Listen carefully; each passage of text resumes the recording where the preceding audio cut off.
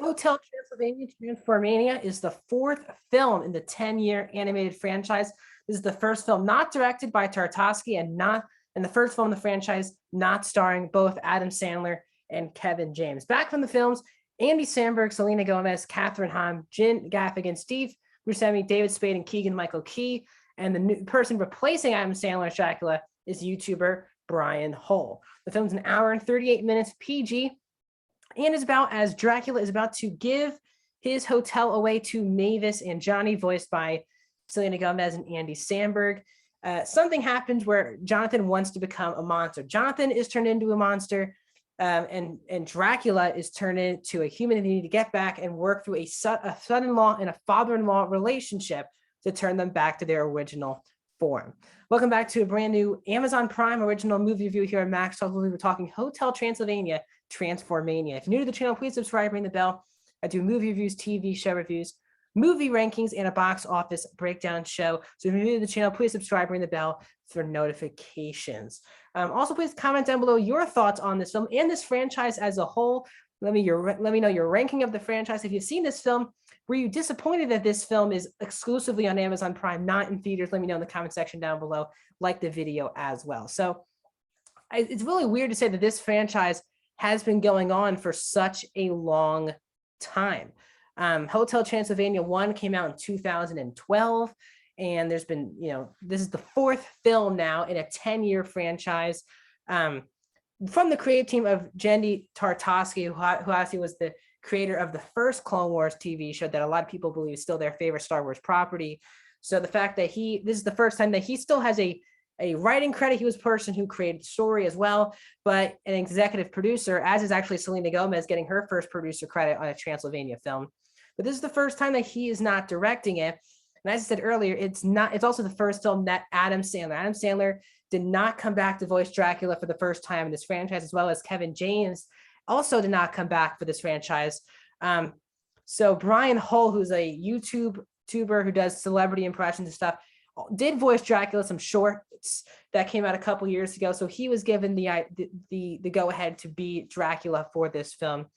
So I've pleasantly enjoyed this franchise. This is not a franchise that gets me emotional, or it's nowhere near one of my favorite. It's an easy family franchise. The first film I do think is really good. The sequels are all really just watchable. They're not really none of these films are really bad films, but they do serve their purpose. And these are fun characters that I do like to watch on screen. So let's talk about Hotel Transylvania 4. And again, this is exclusively coming to Amazon Prime. The film was supposed to originally come out Halloween in theaters last year, and then it was sold to Amazon for $100 million, and they released the film in January. So again, the first film in this also franchise to not come out in theaters.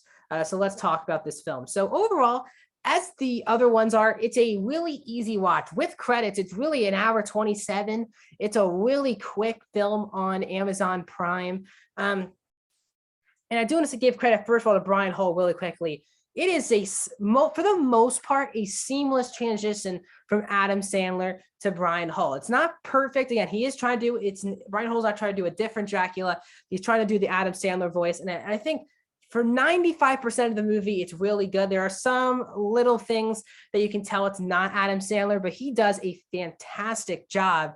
And really, once the couple of lines are read by Hull, you really forget that Adam Sandler's not voicing Dracula in the movie. So you quickly move on and you're very sucked into the character.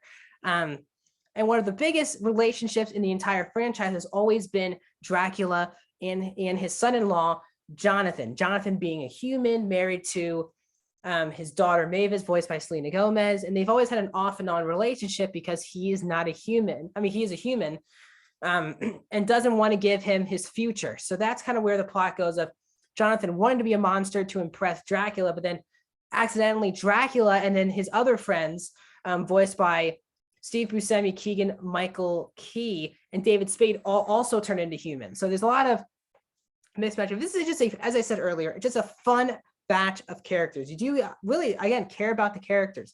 The dynamic between Dracula and Jonathan is actually really well done in this film and have a lot of good life lessons for kids out there. It's a really unique relationship that has really been the driving force of this franchise, is the father-son-in-law relationship, even all the way back to the first film 10 years ago.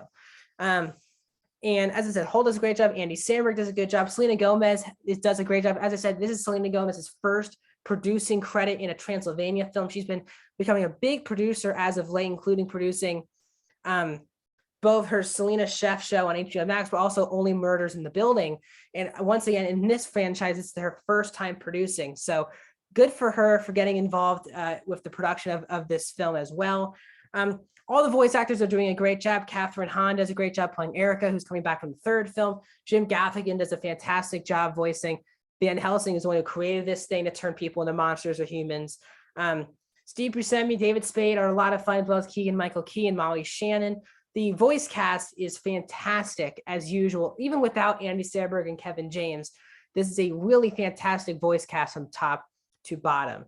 Now, I'm actually someone who, I guess I'm on the bias, on the minority side of this, but I actually preferred the last 30, really the third act of this film compared to the first two acts. While really the first 30 minutes exclusively take place in the Transylvania, I didn't in the hotel, it didn't actually feel as something was going on. It felt like a lot more started to happen when they left the hotel, which I think has become a big problem for the franchise, that they keep getting further and further away from the hotel. The last film was exclusively not in the hotel because they go on a summer vacation. At least this film did have some bits and pieces from the hotel, but the actual mission and having Dracula be a human but not lose his dignity and who he is, I thought was really smart and really well done from an again. There's also this is from Sony Pictures Animation. This animation is unique. You don't really see any type of animated films out there look like this franchise, and that's where this franchise has really put a staple into pop culture, is really the looks of these characters. And just like the other three films, it's a really beautifully animated film that just looks different to any other type of animated film in a good way, not a bad way where it's distracting. Beautiful animation with very unique animation that sets itself apart from basically every animated film coming out in the last 10 years. As I said, the story between Jonathan and Dracula is actually really well done, especially the second half of the film. I had a good time again with the subplots with Dracula's three friends. It's an easy watch. It's not really going to hurt anyone. But let's move into the negatives of the film. Is that I just didn't gain anything out of this film.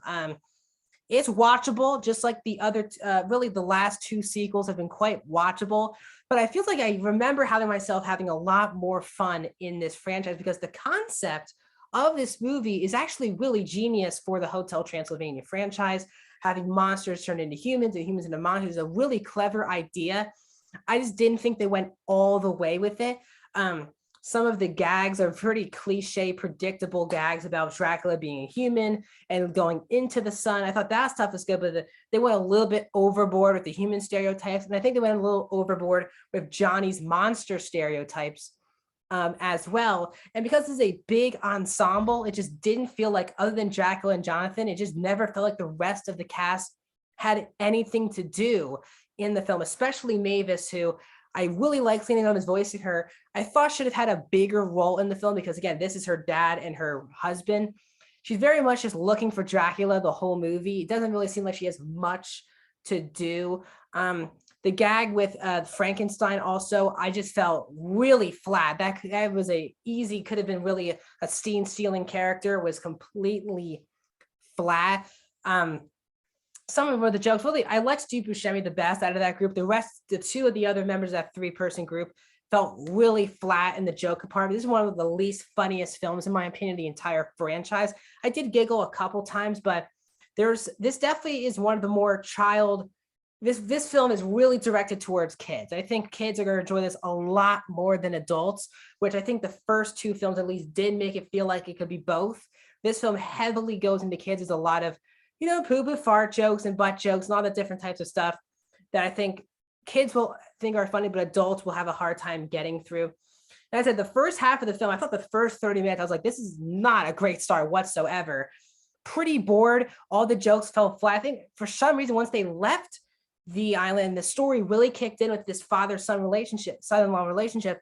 I thought the movie began to work a lot more, but the first act was not good whatsoever, in my opinion, and really bland. And that's what the story is. But overall, I don't hate this movie. This is certainly not a bad movie. There's a lot worse animated films out there. Brian Holt does a fantastic job replacing Adam Sandler.